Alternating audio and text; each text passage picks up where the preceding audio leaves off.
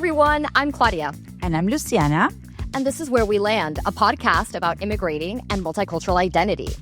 In this episode, we're talking about the movie Sinners, and we'll be looking at it through a multicultural lens. That's exactly right. So the movie Sinners was released earlier this year. It was directed by Ryan Coogler of Fruitvale Station and Black Panther fame.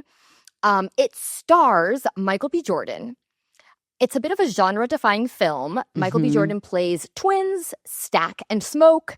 It's set in the 1930s. The twins have been rumored to be working for the mob in Chicago, and they return home to the Mississippi Delta with a whole bunch of money and a lot of inventory of alcohol that some of which, or maybe all of which, has been stolen.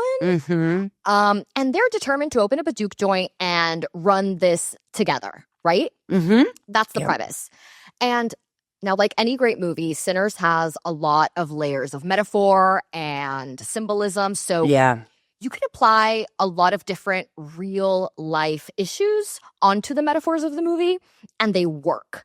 So a lot of people have commented that this movie is about racism, or it's about cultural appropriation, or it's about art versus commerce, as a Black artist, how do you make art in Hollywood, et cetera, without selling out? There are so many takes. The fact that they all work with this movie is what makes, to me, this movie so interesting. Yeah, and that it can be about all of these things at the same time. Like, all of these themes work simultaneously. You can watch it and take away, like, a completely different take than someone else. And today, specifically, you and I are going to be talking about this film through our own multicultural lens, through our own immigrant lens, because at the end of the day, it is a movie about a Black community in the 1930s American South. So we're talking about a community that was born out of forced immigration via the slave trade. And there's also depictions of Asian immigrants. And there's also even a rogue Irishman depicted in the movie, which we're going to get to. So there are a lot of immigrant themes in this movie and also different cultures in the movie. And that's what we're going to be focusing on today. So to kick us off, Luciana, when did you first watch this film? Okay, so I'm fresh. I just watched it a week ago, and it was such a great watch. So fun, so interesting. Again, like the roller coaster of emotions that this movie takes you on, and just how it keeps you thinking about it for days after. It was a really, really highly recommend if you haven't seen it. Go out. Yeah, and we were just talking about what a hard sell you were, because this movie is not easy to describe or to sell to someone. No, and to be honest, I watched the trailer, and if you just get caught up with the whole vampire part, you really miss what all of the meaning behind it and all of the other layers that are there, which was really what sold me on the movie and what I've enjoyed about the movie. Yeah, it was. So when did you watch it? A while ago, right? I saw it opening weekend, baby. Oh yeah, I saw it back in, I think, April. It came out. Yeah, and went to go see it opening weekend just because I heard, what got me in the theater was I heard Ryan Coogler has done his newest movie is out, and it's an original. I heard he had written and directed it, and I was like, whoa. Right. I think the last film he wrote and directed was Fruitvale Station, which was amazing, and everything else he had done from there had been Marvel stuff where he did the boxing movies, the Creed movies, So those weren't, that's IP, right? And so the fact that this was from his brain, original story, I was like, gotta go see that. I bawled my eyes out in that movie theater. Oh, you did? With no shame. I didn't cry, but I was very moved. And roller coaster of emotions. Yeah. Yeah, I was and there were some very sad moments. Oh, surprised by how sad it got. Surprised by how touching it was. Yeah, it literally made you feel all of the things. I was not, because I heard Ryan Coogler original script vampires, and I was like, "Ooh, this is gonna be fun. This is gonna be a ruckus time. Right, this is gonna and there's gonna be metaphor because he always touches on themes, but you regarding didn't expect it to Black get America this deep." yeah, I didn't expect it to be this. I didn't expect to cry in a movie theater. Multiple, like I did not expect it. As soon as the movie was over, I was like, who else has seen it? I need to talk about this now. Right. And also I felt like I just want to watch it again because there was so much there. Yeah. And I know I missed stuff. I just Right. know I missed stuff. Right. Yeah. But I didn't watch it again until we decided to do it for this podcast. And it was like, oh, I've been meaning to watch that again. Let's do it. On the themes, I think a clear one that stands out for me was how and watching it through this immigrant lens, through the topics that you and I cover, how just oppressed people keep trying over and over. And that is a theme every immigrant knows, right? Like you have so many odds against you, whether even like people trying to just even get to this country, right? Like whether that is just getting on a boat and just coming through the border or coming legally, like all of the types of immigration, displaced people, refugees, how you're just like trying to find a better life. And that is really crystal clear in the movie about how these people just really, they can just continue as they are, or they can just really try to change something. And they know they have 0.1% chance of making it. Yeah. But what, are they supposed to not even try?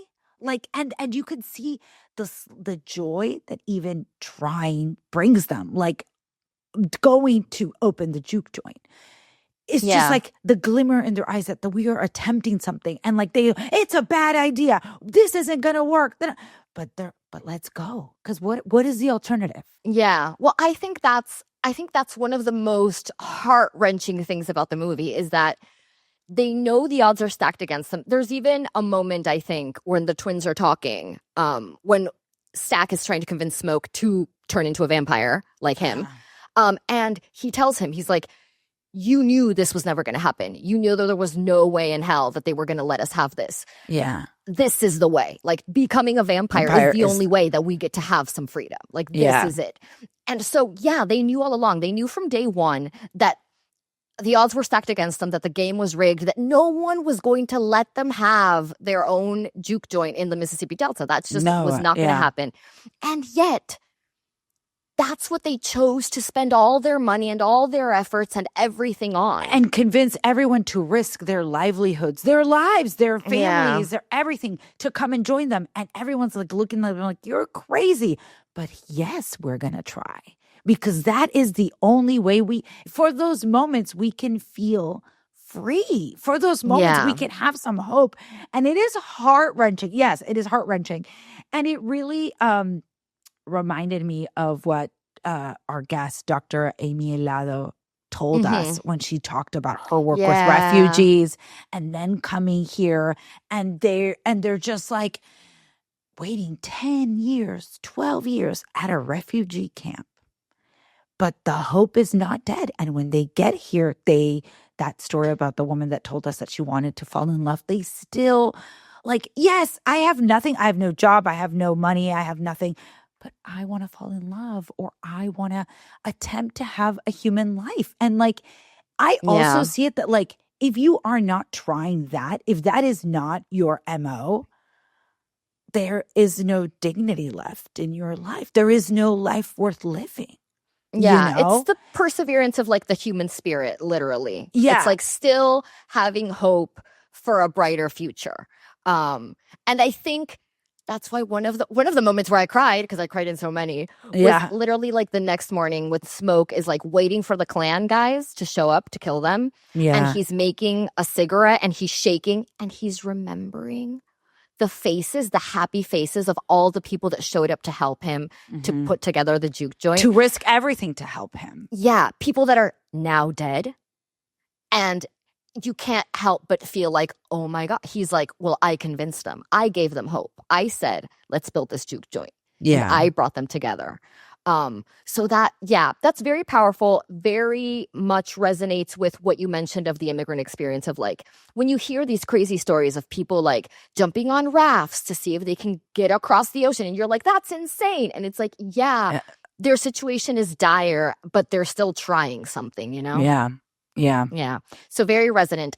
The theme that I want to bring up that ties in with what you're saying is the entire arc of the twins just trying to start their own business felt to me like a classic immigrant tale. Like we've all heard those stories of like the immigrant who opens up the bodega, the immigrant who opens up the laundromat, right? We saw that in Everything Everywhere All at Once. You know, they owned their laundromat. So many shows about the Kim's Convenience. Like it's just a very typical or the thing. classic restaurant, right? Yeah. Of their local cuisine.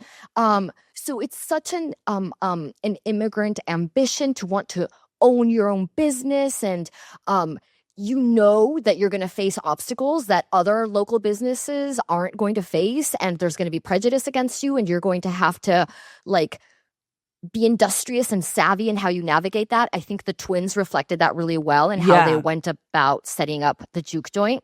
I also think it was very telling that the people that helped them were either fellow Black Americans or the other immigrants. Yes, you know, like the Chinese like grocers. Exactly. Yeah. Yeah. Like so all of these immigrant communities coming together for the same goal. Yeah. Because they're all living under a similar type of oppression in a certain way, right? Yeah. And then the other thing that was also classic, but it's kind of sad, is the fact that their efforts at the end of the day were thwarted by racism, mistrust, prejudice, because that's also something that historically we have seen with minorities, with immigrants, with the Black community. There's historical examples you can think of, like, Black Wall Street was burned to the ground, you know? But then you can also think of more modern examples, which is even sadder, where like, when 9/11 happened, you know, how many Muslim businesses were like vandalized, broken into, burglarized. Sad that that's still something that resonates, but I think that's what makes it so powerful is that, they took this story, well-known story, and they placed it in this context, and it just resonates with a lot of different populations, right? I think the other big one is like, you know, the people who assimilate, right? So you have Sammy's father, the pastor, who's like, this is a way. This is a path to a good, you know, life, a solid life. This is decent life. A decent life. Let's go. Like, what are you doing? Leave the guitar. Join me on this side. Keep your head down. Work. Follow religion. And you will have a decent life.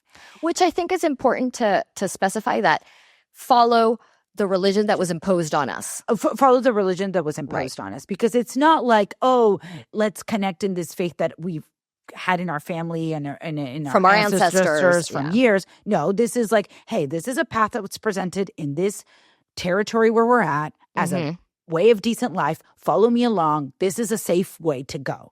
Yeah. True immigrant experience. When you hear, we've had so many children of immigrants talk about how their parents wanted them to just like join the corporate world, keep the 9 to 5, stay on the right path, like just safe path. Like don't, you know, and you understand that these parents immigrated to America to have opportunity for their children. Here's the opportunity. Just take that. Don't stray away. Right? Yeah. That is such this is what they're giving us. This is what they're giving us. We're allowed to have. This is what we have to work with. So take it, because this will give you security and safety. And it is a fair path. And it is the path that most people choose because security and safety. Like, these are good paths of decent life. There's no shame in what the father did and his family did.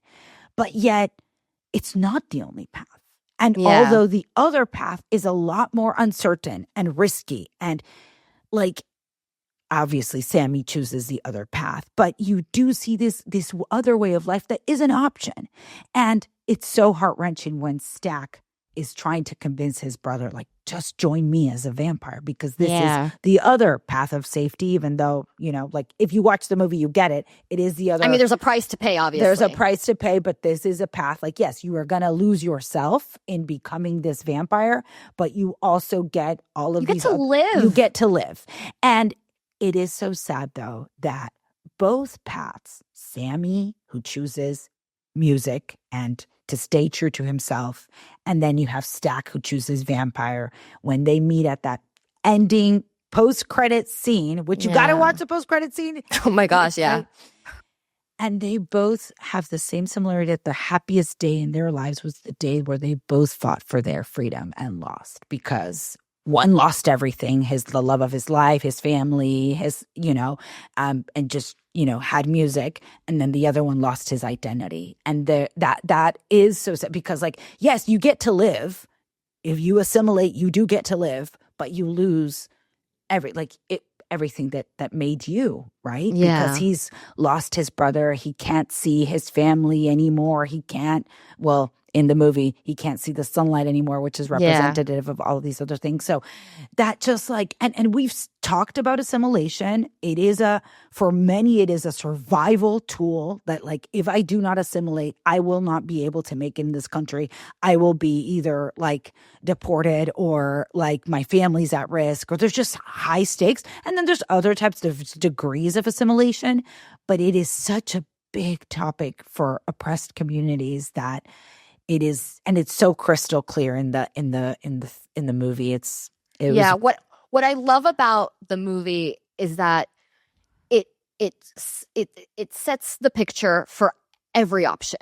It's look, there's smoke. He didn't assimilate, not one bit. He was inflexible. He died. Right. His wife died. There's Stack. Stack fully assimilated. He's I'm flexible. I'm bendable. Anything to live another day. Let's go. Yeah. Lost himself, lost who he was, lost his brother, can't see the light of day. Paid the price for assimilating, right? He's alive. He lived, yeah. But he paid the price. Yeah. And then there's Sammy, who you would think, wait, he's the winner. Is that the solution? And it's no, not even. Because, first of all, he's the sole survivor of that night. Yeah. The sole survivor, meaning he's the exception. He's not the rule. Everyone else died or became a vampire. Yeah. And the fact that the only reason he lived was because there was this very exceptional circumstance by which the twins, one decided not to kill the other, but promising that you'll let him live. Meaning his situation isn't replicable. I know. No other person can be I'm going to be the next Sammy. Because what, you're going to find a twin to negotiate for the vampires? What? And he also had to let go of his core family, who wouldn't accept his new style, the path that he was choosing in his life. So he got to do his passion, which was play music, but alone, right? Yeah. So none of these options that the movie is setting forth for us are desirable in any way. Yeah. There's no right or one way to live your life. Exactly. Yeah. It's not we at the beginning you're we don't want to be vampires, so anti-assimilation, right? And then the movie makes it complicated, and it's wait though, because no one else has the best life either, right? So it's complicated for everyone. All options are difficult options. None of them lead to bliss. But I do want to say something that this movie brought to my attention, which I hadn't thought about before, about the topic of assimilation, was that when I think about assimilation, Peruvian culture doesn't live and die with me, right? Yeah. In the sense that there's a country called Peru, and Peruvian culture is alive and well there. And if I, living in the United States, choose to fully assimilate because of my survival, because I need to get ahead, or whatever it is, if I choose to fully assimilate, I am not risking the existence of Peruvian culture. I'm not threatening it. That, I think, is a luxury. Full assimilation is a luxury that I am afforded. Yeah. But when you talk about the Black community in America, their culture does not exist in some country called Black culture in America, right? It exists in the United States because of, how they were brought here via slavery, blah, blah, blah. So there's African culture, but that's not their culture. Right. It's the culture of their ancestors, but it's not theirs. Black culture in America lives and dies with Black people in America. Right. So if all of them were to assimilate fully, Black culture dies. That's why it's so dire. That's why I think it's the first time that this clicked into me. Yeah. But it's like, oh, so like that's why the Black community is so hell-bent on preserving their culture, on being even insular with their culture to a certain degree, of being sometimes even exclusionary, of being like, no, this is ours. Right. Because it lives and dies with them.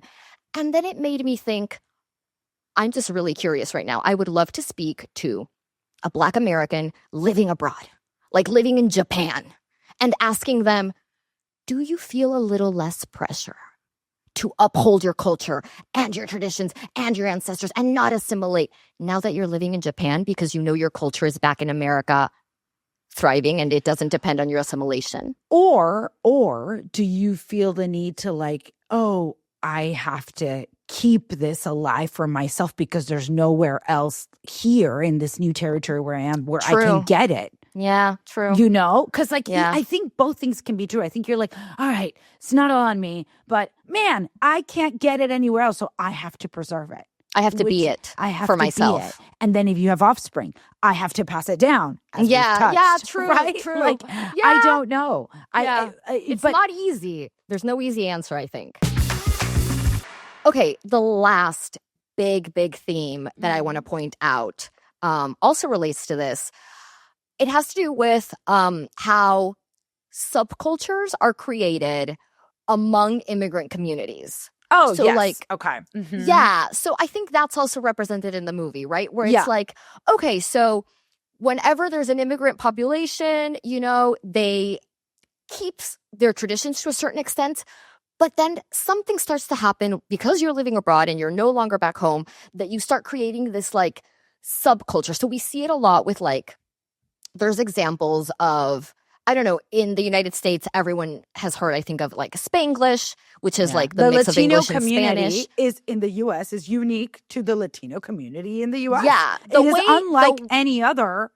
Exactly. The way Latinos in the U.S. speak and use that Spanglish is not how we speak when we go back to Peru. Like, that would be insane. That's not part of Peruvian culture. That's very much Latino culture in the U.S. And same with the food, because the foods are so unique to each individual country. But here you kind of experience a blend. You see that with Tex-Mex food for like a very obvious example. But even when I have Peruvian food in the U.S., it's Peruvian American food. It's not really what I'm having in Peru. You know, there are some blends like you know, you might have the tequeños with guacamole, and that's not really or the fact that we have like there's this thing in Peru. We don't have Chinese food in Peru. We have chifa, right?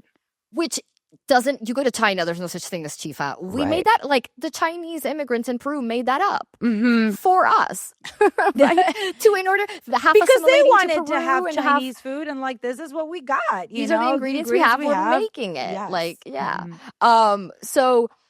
We see examples of it everywhere. New cuisine is born when you have these fusion, like Nikkei, which is now like Japanese Peruvian food, a gift to the world. But Japanese Peruvian food is delicious, and these subcultures are, just like richer, right? They just like make everything richer, and you can definitely see examples of that in the movie. I kind of loved I'm blanking on the name, Smoke's wife, Annie, who has, you know, like she's trying to keep the ancestor stuff alive. So, with like her hoodoo, she practices hoodoo, right? And so she has these potions and things that her roots, and her roots, and you could totally see how like, hey, she's the only one trying to preserve that, and obviously, you know, doesn't remember it so well, but has some things, and you can totally see how stuff like that gets passed down and mixes, and we'll get to the hoodoo bit when we get to the religion, but before that, I wanted to touch on the music. Oh my god, because this movie just first of all, so much music and used all over so strategically. Very smart. Very smart. The music is part of the plot, obviously, but then the music, every musical choice is done with intention, with symbolism, with meaning, and it's another character in the Completely. Now, we obviously have not combed through this movie to No. pick out every single music cue and decipher If you're its looking meaning. for all the descriptions of all of the Easter eggs, this is not the podcast. I'm sure there's an article somewhere you can Google. There's a website, I'm sure, that has done that job for us. So you can go read that. But what I wanted to talk about here is the things that really stood out that have to do with the themes that we've been talking about, right? Yeah. So the first thing I want to bring up is there's a song that appears twice in the movie. It appears at the very beginning and it appears at the very end. Because there is a bookend scene to the movie, right? It starts off with Sammy running into the church the morning after, and it ends with Sammy running back into that church the morning after. So the choir in the church is singing This Little Light of Mine. And the second time I saw this movie and I heard This Little Light of Mine, I was like, well, if there's a song that encapsulated everything we just talked about, This Little Light of Mine, I'm going to let it shine. Yeah.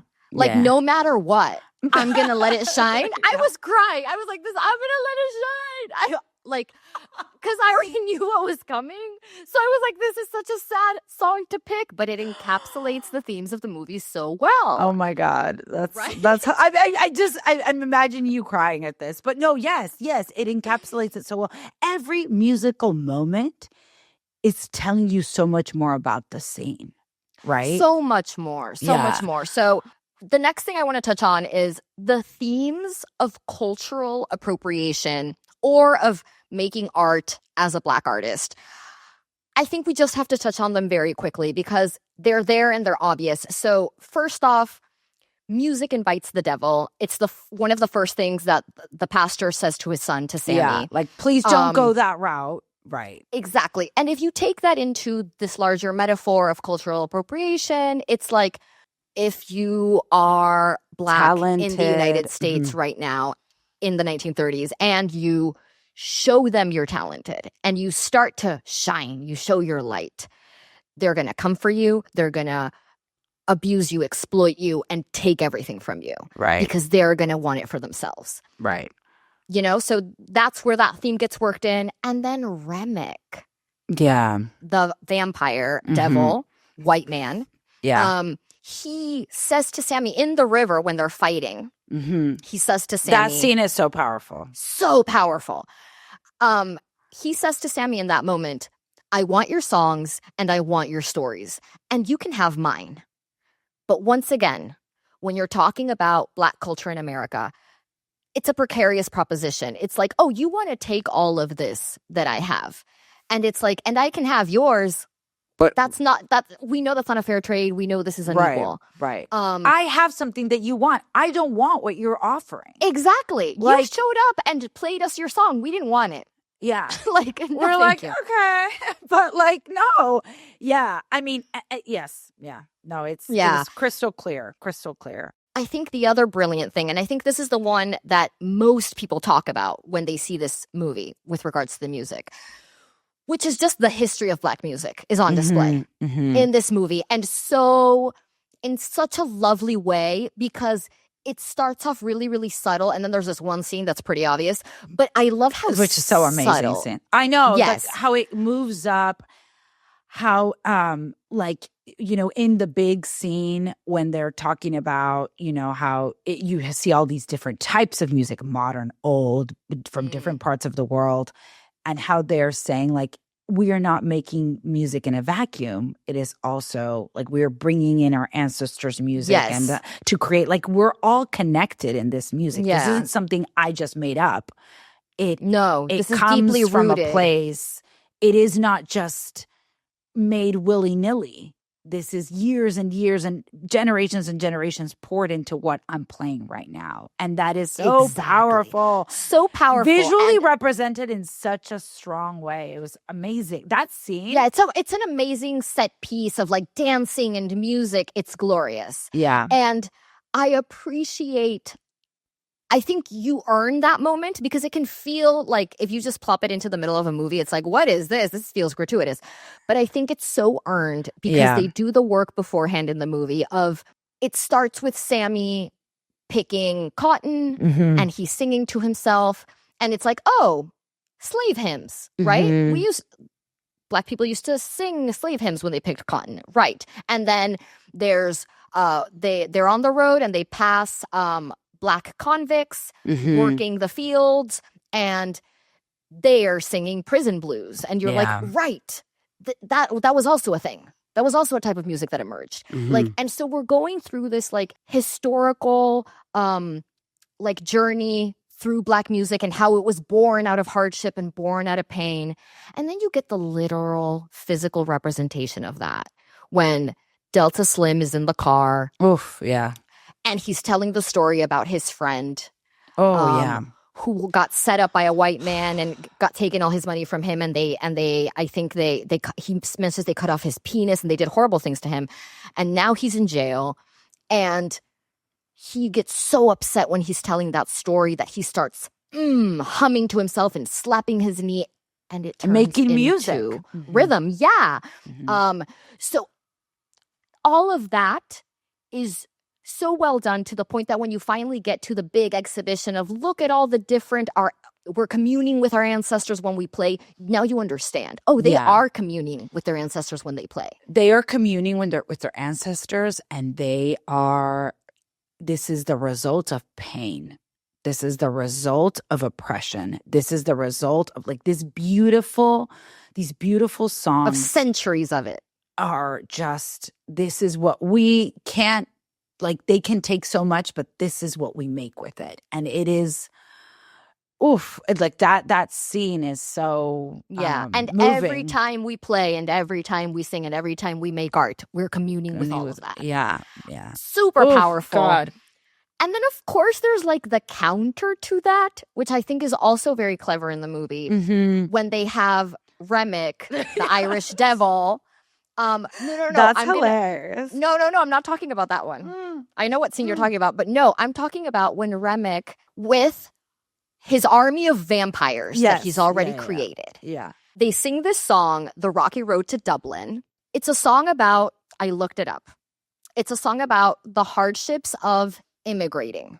Okay. It's about a man who like eventually makes his way, who's like from this small, tiny rural town in Ireland, and eventually makes his way to England. And it's about how poorly he's treated because of where he's from. It's about how hard things are for him because everyone discriminates against him because of his accent. Yeah. Like, it's a really harsh story. Okay. And I think it's very telling that in the movie they chose to present this song as, one, very lively, and two, it allows all the vampires to commune together. Like, in the song, everyone is joining in, everyone is dancing, everyone is having the best time. It's presented like it's also good music. Yeah. Just like Sammy's allowed him to commune with his ancestors in the future and all that, this allowed all the vampires to commune.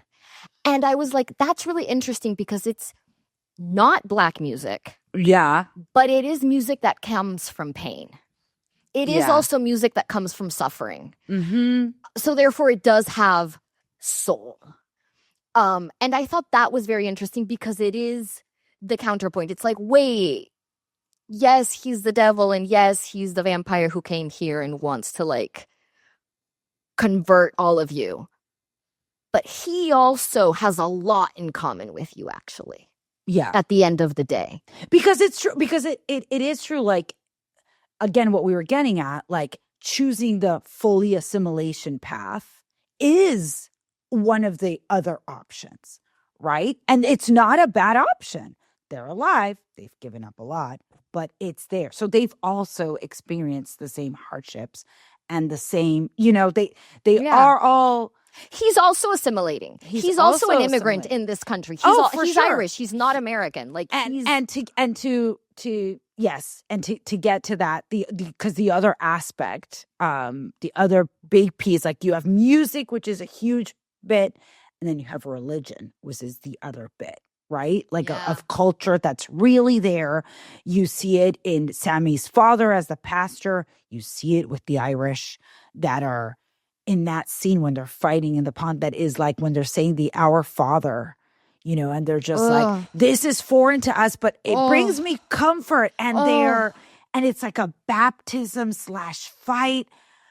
Whew. That Our Father was really, really powerful.